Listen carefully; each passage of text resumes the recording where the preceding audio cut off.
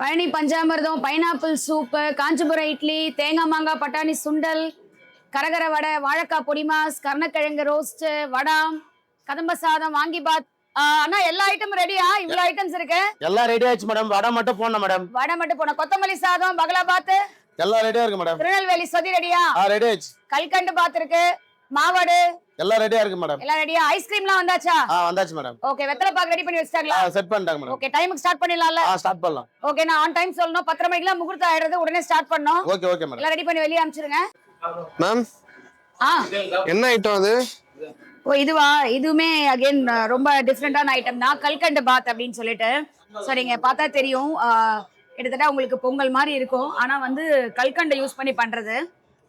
யூஸ்வலாக வந்து நம்ம சக்கரை பொங்கல் பண்ணுவோம் இலைக்கு போடுறதுக்கு, இல்லைன்னா அக்கார அரிசல் பண்ணுவோம் ஐயங்காரில். அதே மாதிரி இந்த கல்கண்டு பாத்தும் ரொம்ப ரொம்ப ஸ்பெஷல் தான். பண்றது வந்து ரொம்ப கொஞ்சம் டைம் எடுக்கும். நார்மலா நீங்க சக்கரை பொங்கல் பண்ணிடுற மாதிரி அவ்வளவு சீக்கிரம் பண்ண முடியாது. இதுக்கு ப்ராப்பரா பண்ணலன்னா உங்களுக்கு இந்த கன்சிஸ்டன்சியே இதுல வராது. ஸோ நீங்க பாத்தீங்கன்னா தெரியும், எடுத்து போடும்போது உங்களுக்கு கரெக்டா இந்த கன்சிஸ்டன்சி இருக்கணும். அதே மாதிரி இலையில போட்டுட்டு கஸ்டமரோட ஃபீட்பேக்கும் என்னன்னு கேட்கலாம். இந்த மாதிரி டிஃப்ரெண்டான ஐட்டம் உங்காத்து கல்யாணத்துலயும் வேணும் அப்படின்னா நீங்க மறக்காம சாயாஸ்னி கேட்டீங்க கான்டாக்ட் பண்ணுங்க. தேங்க்யூ.